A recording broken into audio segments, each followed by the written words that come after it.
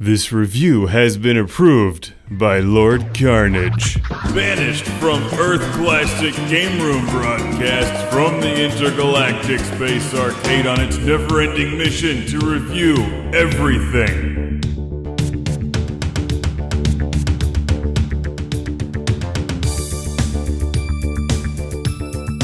Welcome to the Classic Game Room review of Rollerball on the NES, not to be confused with the amazing 1970s movie starring James Caan. This is Pinball, not Future Death Roller Derby. I mean, they're both good, but really, the movie was better.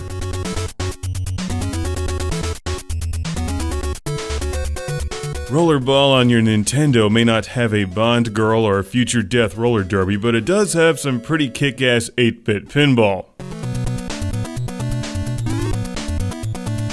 After all, this one is from HAL Laboratory, and I can't remember the last time they disappointed me. Maybe that time they stuck me at the bar with the bill, but I could have also just dreamed that one. I was drinking with Kirby after all.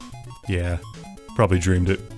Anyway, what makes this one good? Because the style of the table itself isn't terribly exciting. You're playing your way up a building or something, and then there's a blimp on the top level.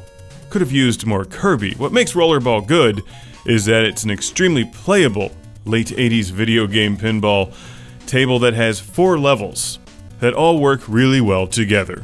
So we'll drop down to level 2 here. The only way that you can lose a ball is by draining it out of level 1, so you want to stay out of there as much as possible. That's like the sewers of Rollerball. Here we go, we're in the subterranean depths of Rollerball. Be careful, because it's dangerous down there. I'm expecting crabs to come out of the pipes.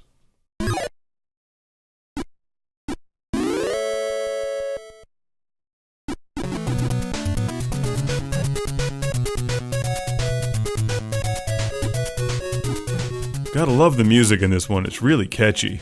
You flip the left flipper with the D-pad on your controller and the right flipper using the A or B button.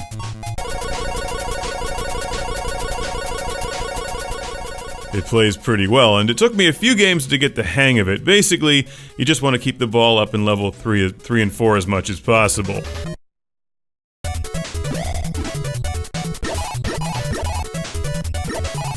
Shooting all of the targets in here will activate the bumpers, and that gets you big points. And if you do it again, then you activate you increase the multiplier. And back on level 3, there's that part where you spell HAI, which stands for Hal America Incorporated. That also gives you enormous points after a while. Basically, that's the entire game. At some point, I activated multi-ball on level 4, and what's neat is that the multi-ball will kind of drain down through the table with you. The physics and the graphics here are pretty good for the era, but Rollerball is lacking a little bit of personality. Now, had they licensed Rollerball, the movie, then it would have been perfect.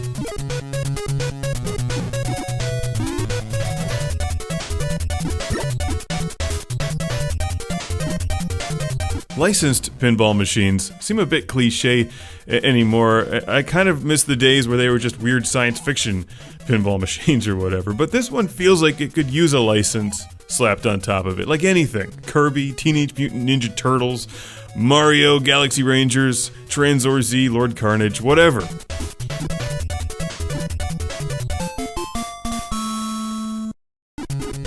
Rollerball's pretty good.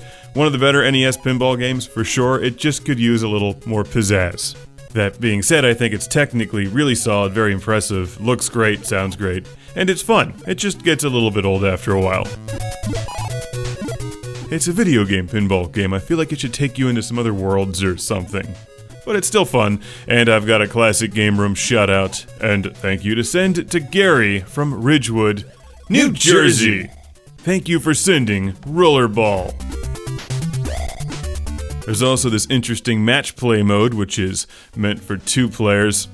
And if you're into old school pinball video games, you should definitely add this one to your list.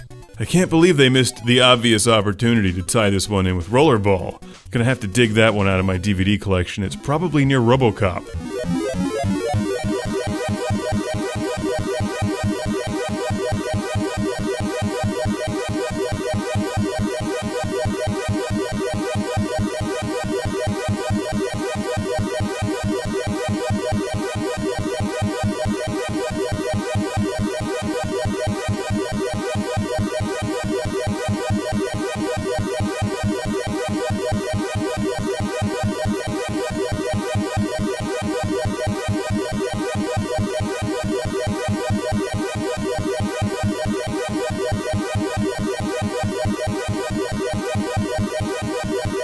How's that for a bonus?